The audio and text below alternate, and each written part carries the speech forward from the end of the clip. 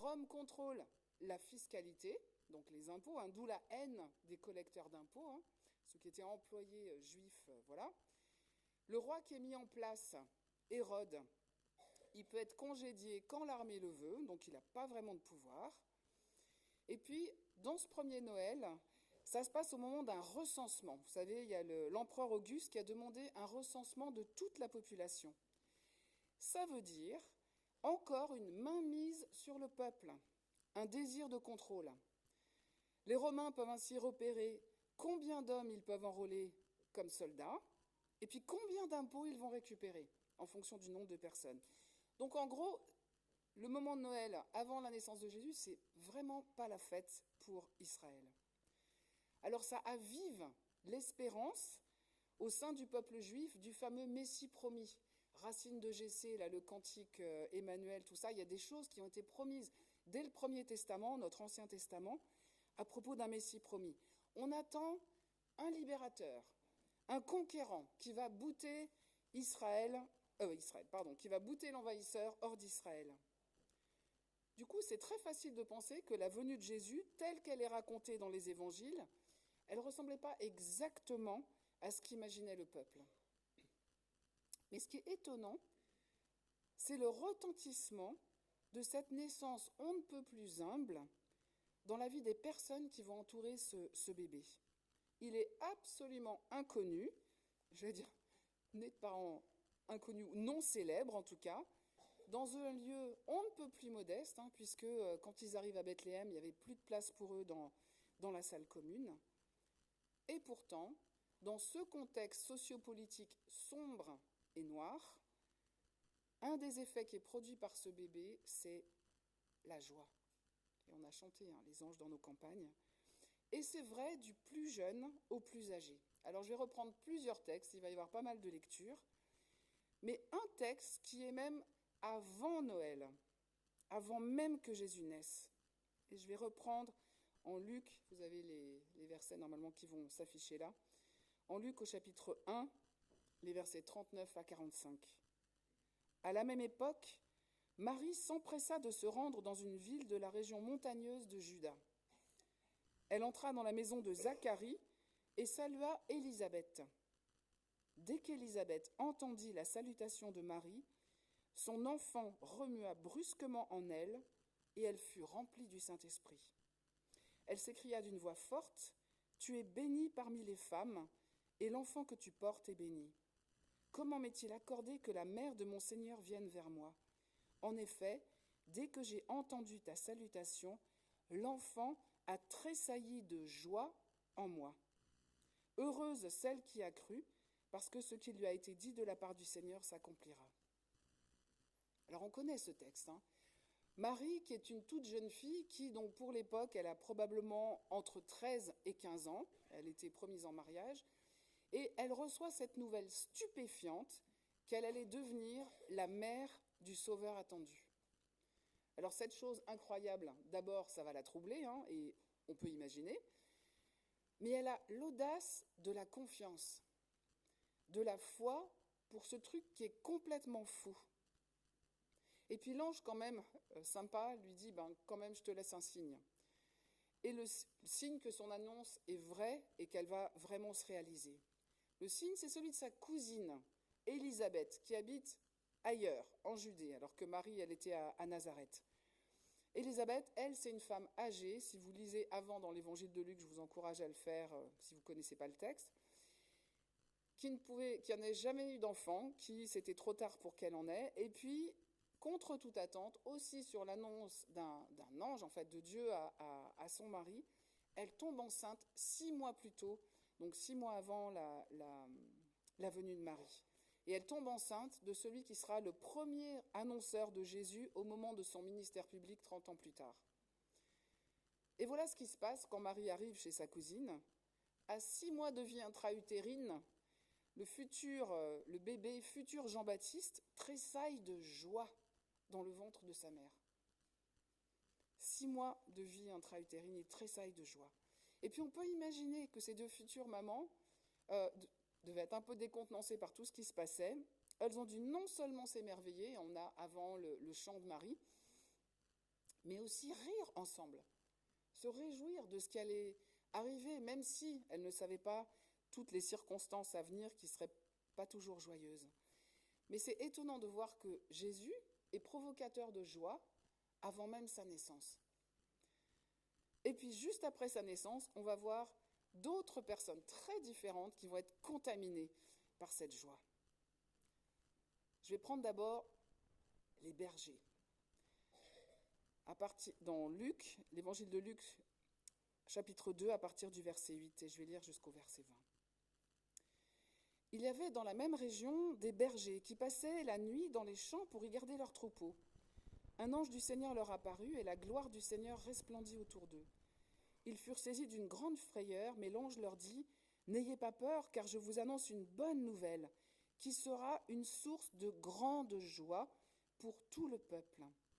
Aujourd'hui, dans la ville de David, il vous est né un sauveur qui est le Messie, le Seigneur. Voici à quel signe vous le reconnaîtrez.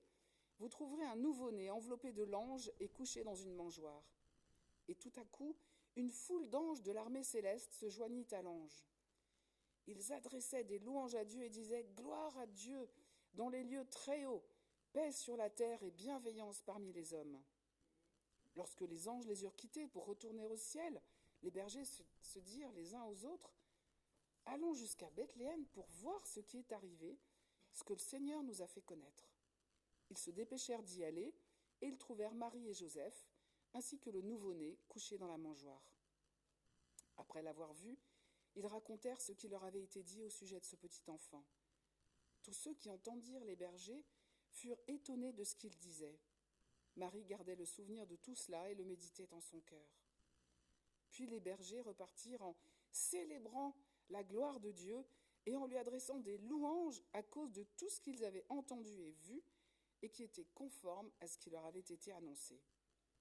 Là, on a les fameux bergers dans nos campagnes, qu'on a chanté tout à l'heure. Mais alors on a une jolie image bucolique des bergers, c'est charmant et tout ça. Mais l'image des bergers à l'époque, elle n'était pas forcément la même que ce qu'on a aujourd'hui. À l'époque, c'était des personnes qui étaient marginalisées tout en bas de l'échelle sociale. Ils étaient pauvres, c'était un boulot dur, mal payé, ils vivaient hors des villes et puis ils étaient évidemment en contact des animaux, et ça c'est important, pour ce que je vais dire après. Et des sources rabbiniques, donc des rabbins ultérieurs, parlent même de méfiance envers la catégorie des bergers. On les soupçonnait de vol, par exemple. Ça signifie qu'ils étaient en marge de la religion juive officielle. D'abord à cause de la distance, ils étaient loin dans les campagnes, donc loin des lieux de culte. Et puis en plus, difficulté à répondre à toutes les lois de purification. Ils étaient en contact avec des animaux, alors donc ils n'étaient pas tout à fait purs. Voilà, donc ils étaient marginalisés, marginaux. Or, ce sont eux les premiers qui vont être avertis de la nouvelle de la naissance, et par des anges en plus, et une horde d'anges. Eux, ils n'avaient sûrement pas imaginé être au premier rang du protocole. C'est complètement à l'envers. Et puis l'ange annonce une grande joie. Et puis, je souligne au passage que la joie que les anges annoncent, elle est pour tout le peuple, et pas juste pour eux, les petits bergers marginaux, mais aussi pour eux. Mais c'est à eux que c'est confié. Eux qui sont les marginaux, les relégués au banc de la société, sont les premiers bénéficiaires de cette grande nouvelle. Et ils vont en être aussi les premiers messagers. Eux qui sont éloignés, vont raconter à tous dans Bethléem la nouvelle de celui qu'ils ont rencontré. Et puis ensuite, ils vont repartir dans la joie en célébrant la gloire de Dieu. Donc voilà les premiers. Et puis, on a un peu plus tard d'autres adultes complètement différents. Alors je résume, je ne vais pas lire toute l'histoire de ces hommes, mais on les connaît bien. On va les fêter bientôt avec des grandes galettes et des fèves et des couronnes. L'histoire de ces hommes qui sont des savants, astronomes, qui viennent de loin à cause d'une étoile particulière. Et ils viennent sans doute de très très loin. Ils vont suivre cette étoile pendant un long voyage parce que pour eux, une telle étoile, ça présage la naissance d'un roi. Ils vont arriver, conduits par l'étoile, jusqu'en Israël, et puis ils vont naturellement chez le roi Hérode pour demander où le nouveau roi doit naître. Hérode, il n'est pas trop sympa, mais on ne s'attarde pas là-dessus aujourd'hui, ce n'est pas notre but. Donc on a là des étrangers, des adeptes d'une autre religion, ce n'étaient pas des juifs, qui ne connaissent pas les écritures juives, donc ils ne connaissent pas le Premier Testament, mais les spécialistes des écritures juives vont leur dire que normalement ça doit se passer à Bethléem, qui était la ville de David. Et du coup, voilà ce qui suit. En l'évangile de Matthieu, là cette fois, au chapitre 2, à partir du verset 7 jusqu'à 12. Alors Hérode, le pas sympa, fit appeler en secret les mages. Il s'informa soigneusement auprès d'eux du moment où l'étoile était apparue, puis il les envoya à Bethléem en disant « Allez prendre des informations exactes sur le petit enfant. Quand vous l'aurez trouvé, faites-le moi savoir, afin que j'aille moi aussi l'adorer. » Ce qu'il ne voulait pas faire. Après avoir entendu le roi, ils partirent. L'étoile qu'ils avaient vue en Orient allait devant eux, jusqu'au moment où, arrivée au-dessus de l'endroit où était le petit enfant, elle s'arrêta. Quand ils aperçurent l'étoile, ils furent remplis d'une très grande joie. Ils entrèrent dans la maison, virent le petit enfant avec Marie sa mère, se prosternèrent et l'adorèrent. Ensuite, ils ouvrirent leur trésor et lui offrirent en cadeau de l'or, de l'encens et de la myrrhe. Puis, avertis dans un rêve de ne pas retourner vers Hérode, ils regagnèrent leur pays par un autre chemin. Il y a dans ce texte quelque chose que je trouve très marquant et qui parle de la joie. L'étoile qui avait repris sa route, elle s'arrête au-dessus de là où se trouvait l'enfant. Et ce qui est, je trouve génial, c'est que avant d'entrer, avant de rencontrer ce mystérieux roi, simplement en voyant l'étoile arrêtée là, Matthieu nous dit au verset 10, « Il fut rempli d'une très grande joie ». Je l'avais déjà dit une fois, mais je trouve ça génial. Et l'original en grec dit littéralement « Ils se réjouirent d'une joie grande fortement ». C'est pas un petit truc, c'est vraiment, c'est pas une petite émotion, mais c'est vraiment une jubilation intense avant même d'avoir vu le sujet de leur longue quête et de leur longue marche. Parfois, la joie, elle précède la rencontre. Même là, ça précède même la rencontre. Il y a quelque chose qui déjà les anime de cette joie. Et puis, dans leur joie, elle va être associée à la générosité. Et puis, ils étaient joyeux avant, mais ils ne vont pas être déçus. Ils attendaient un roi. J'imagine qu'ils n'attendaient pas un roi dans un tout petit, tout humble, qui n'est pas dans un palais doré, qui n'est pas avec Hérode, qui n'est pas à Jérusalem. Mais dans ce petit, ils discernent la personne de Dieu, à tel point qu'ils l'adorent. Eux, ils sont pratiquants d'une autre religion, mais ils vont adorer ce petit. Et ils vont lui offrir des cadeaux précieux. Et puis ensuite, ils vont obéir à ce qui leur est révélé dans un rêve, plutôt que de retourner vers Hérode. Donc ils vont obéir à cette injonction d'un Dieu qu'ils ne connaissaient pas, plutôt qu'au roi du pays. Et ce qui est intéressant avec ces mages qui étaient d'un autre pays, d'une autre religion, c'est que ça préfigure que Jésus, ce sauveur, il n'est pas juste pour les Juifs, mais pour tous les peuples, donc pour nous aussi. Et puis, merci, il y a de l'eau qui arrive. Je suis désolée.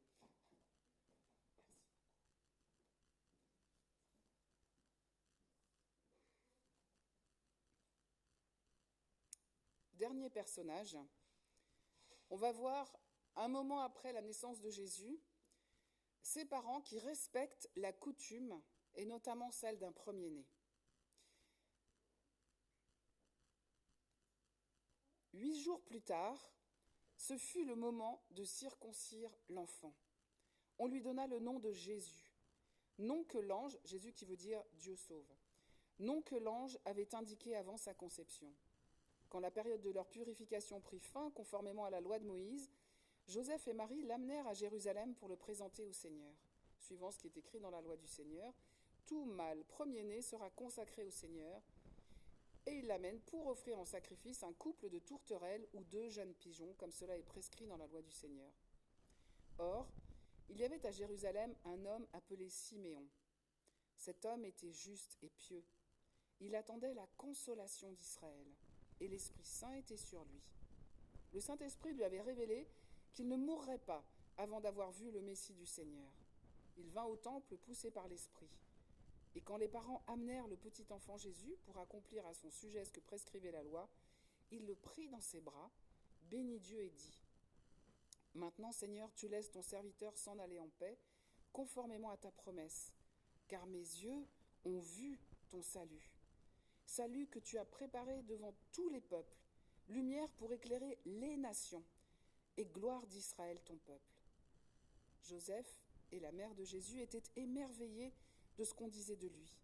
Siméon les bénit et dit à Marie, sa mère : « Cet enfant est destiné à amener la chute et le relèvement de beaucoup en Israël, et à devenir un signe qui provoquera la contradiction. Toi-même, une épée te transpercera l'âme. Ainsi, les pensées de beaucoup de cœurs seront révélées. » Il y avait aussi une prophétesse, Anne, fille de Phanuel, de la tribu d'Aser. Elle était d'un âge très avancé. Elle n'avait vécu que 7 ans avec son mari après son mariage. Restée veuve et âgée de 84 ans, elle ne quittait pas le temple, elle servait Dieu nuit et jour dans le jeûne et la prière. Arrivée elle aussi à la même heure, elle disait publiquement sa reconnaissance envers Dieu et parlait de Jésus à tous ceux qui attendaient la délivrance d'Israël. Là, on a là 2 personnes très âgées. Et si 84 ans, ce n'est pas forcément très âgé à notre époque, au temps de Jésus, si. Siméon, on ne sait pas, mais on imagine qu'il est aussi très âgé. Ce sont les premiers dans les textes qu'on a lus qui sont vraiment pratiquants de la religion juive. On ne dit pas expressément qu'ils sont remplis de joie dans les textes, mais on peut l'imaginer facilement. Siméon avait reçu une révélation longtemps avant qu'il verrait le Messie. Et il reconnaît le Messie dans ce tout petit, aux parents qui sont pauvres. On sait qu'ils sont assez pauvres parce qu'ils amènent pigeons ou tourterelles, ce qui était réservé aux familles pauvres, qui ne pouvaient pas s'offrir un animal plus conséquent. Et Siméon est rempli de paix, il est rempli de paix et il est prêt à partir. Ce qui veut dire qu'il est prêt à mourir tranquillement. Ça y est, il est paisible, j'imagine heureux, joyeux. Et puis il va proclamer que cet enfant est source de salut, de lumière pour les nations. Et à nouveau, pas que pour Israël. Et j'aimerais m'attarder un tout petit peu plus sur Anne. Et pas juste parce qu'elle a le même prénom que moi. Elle est veuve depuis longtemps. Alors, les veuves en Israël, elles avaient un statut qui était reconnu dans la religion juive, mais elles étaient souvent dans la précarité. Une veuve, normalement, dépendait d'un homme, son père d'abord et puis son mari, parce que c'était les hommes qui pourvoyaient de manière économique pour leur survie. Et je me demande, qui est-ce qui regardait cette femme ? Et qui est-ce qui, à l'époque, pouvait imaginer le fruit de ses prières ? On peut l'imaginer, toute discrète dans le temple, évidemment pas dans la partie la plus sainte du temple, où seul le grand prêtre pouvait rentrer une seule fois par an. Elle restait du côté du parvis, là où les femmes étaient admises. Elle priait, elle jeûnait. Elle avait donc une vie d'une très très grande sobriété. On nous dit, elle servait Dieu dans le jeûne et la prière. C'était là son service. Peut-être pas dans les grandes actions visibles, pas dans l'offrande des sacrifices ou je ne sais pas. Et c'est un service dans la longue durée. Donc elle aussi, elle a probablement été mariée vers 13 ou 14 ans, comme c'était la coutume à l'époque. On nous dit qu'elle a vécu 7 ans avec son mari et qu'ensuite elle est devenue veuve. Et depuis son veuvage, elle persévère dans ce service. Ça fait presque 65 ans de prière. 65 ans de prière. Alors certains pourraient dire, voilà une vie parfaitement inutile, absolument improductive. À quoi ça sert d'être, voilà, prier, jeûner, machin, cette petite bonne femme qui se rabougrit de plus en plus. Mais Dieu l'a vu. Dieu même on nous dit qu'elle servait Dieu dans ce service long. Dieu l'a vu, Dieu a entendu, Dieu a accueilli ce service et il lui a fait le cadeau de voir, peut-être aussi comme Siméon, peut-être qu'elle a pris aussi dans ses bras ce Jésus, Emmanuel, Dieu avec nous. Et puis je pense à toutes les personnes dans notre église, et dans les autres églises aussi, toutes les personnes seniors, mais pas que. En particulier, je pense à beaucoup de femmes qui ont une prière humble et discrète et persévérante. Je pense à celles qui prient pour l'Église persécutée, pour les pays, pour des membres de leur famille depuis des décennies.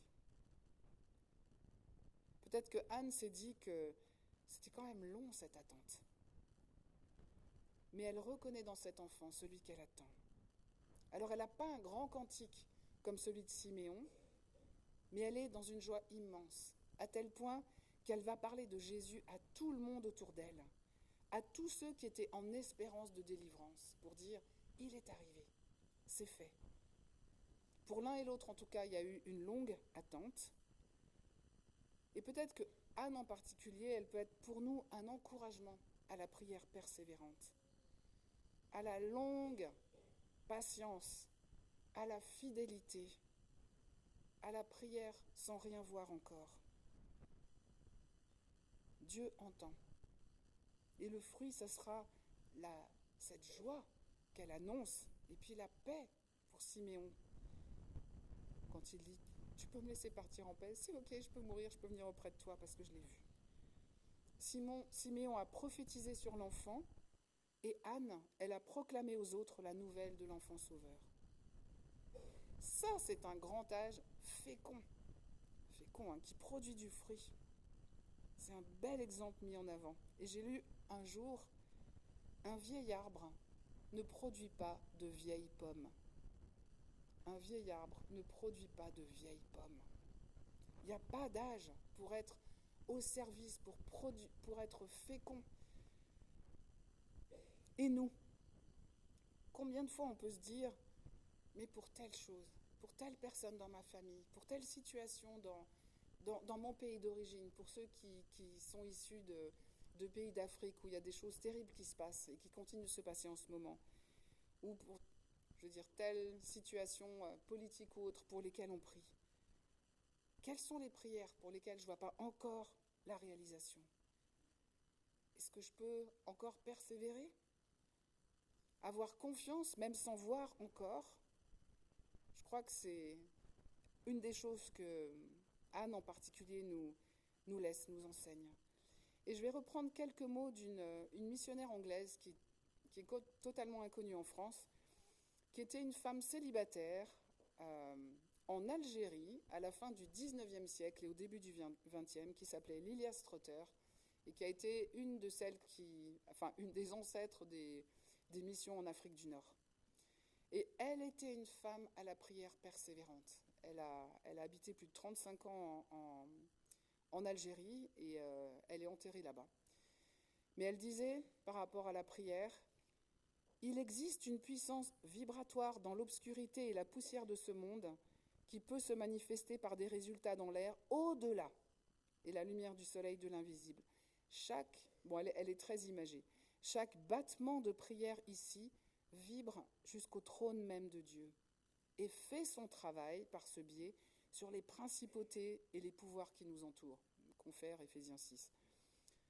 Oh, nous ne pouvons jamais dire quelle prière libérera la réponse, mais nous pouvons dire que chacune fera son travail. On peut persévérer. Et en conclusion, je dirais, dans le contexte sombre de l'époque, quelque chose marque le monde qui entoure Jésus avant sa naissance, juste après et encore après, et sans compter au moment de son ministère. Mais ça sera pour plus tard. C'est la joie. Toutes les catégories sociales sont concernées. Toutes les générations, des hommes, des femmes, de toute nation, ils sont accueillis, ils sont valorisés. Depuis l'enfant à naître avec Jean-Baptiste jusqu'aux personnes les plus âgées. Depuis des bergers marginaux, parias, pas bien intégrés dans le tissu social, jusqu'à des savants issus d'une autre religion, suffisamment riches pour faire un long voyage et offrir des cadeaux précieux. Et avant de conclure, je vais conclure avec un petit texte sur Jésus et puis une bénédiction qui est dite dans les églises anglicanes au moment de Noël. Mais je nous invite à un temps de silence, de prière, en silence là, chacun. Peut-être, je vais vous donner différentes possibilités, ne vous inquiétez pas, le silence ne va pas durer longtemps, mais quand même, pour bénir les personnes qui sont à votre droite, à votre gauche, devant, derrière, en demandant, au moment où on va bientôt entrer jeudi dans une nouvelle année, demandant pour ces personnes que le Seigneur les bénisse avec la patience, avec la persévérance, peut-être la persévérance dans la prière, les bénir avec l'espérance et la joie dans le Seigneur qui nous aime. Et puis peut-être, si vous avez à cœur une situation difficile, longue, pour laquelle vous avez prié, pour quelqu'un que vous connaissez ou pour un pays en détresse, la situation de ce monde peut susciter nombreuses prières et notre Dieu entend. Voilà, qu'on puisse dans le silence bénir ceux qui nous entourent et puis peut-être dire au Seigneur, je te présente aussi telle personne, tel pays.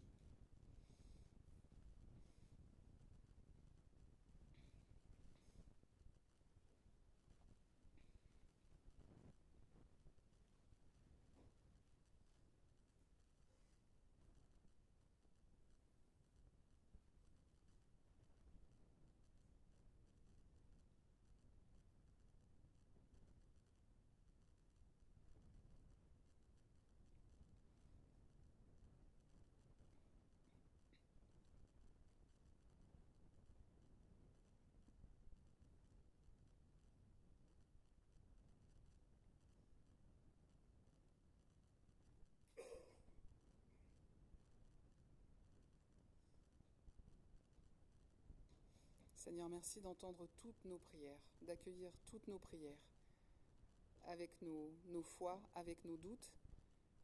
Merci de nous prendre tels que nous sommes. Amen.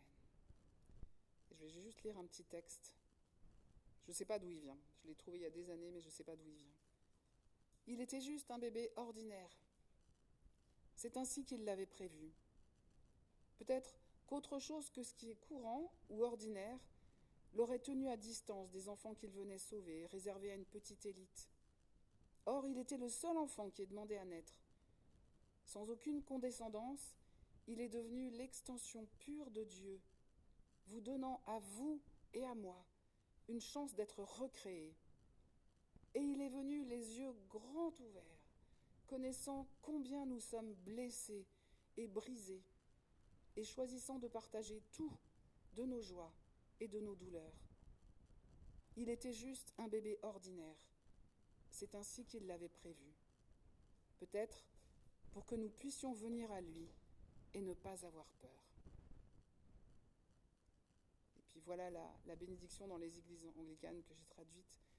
Que la joie des anges, l'enthousiasme des bergers, la persévérance des rois mages, et j'ajouterai de Anne, l'obéissance de Joseph et Marie, et la paix de l'enfant Jésus soient nôtres en cette période de Noël, et que sa bénédiction repose sur nous dans la nouvelle année qui vient.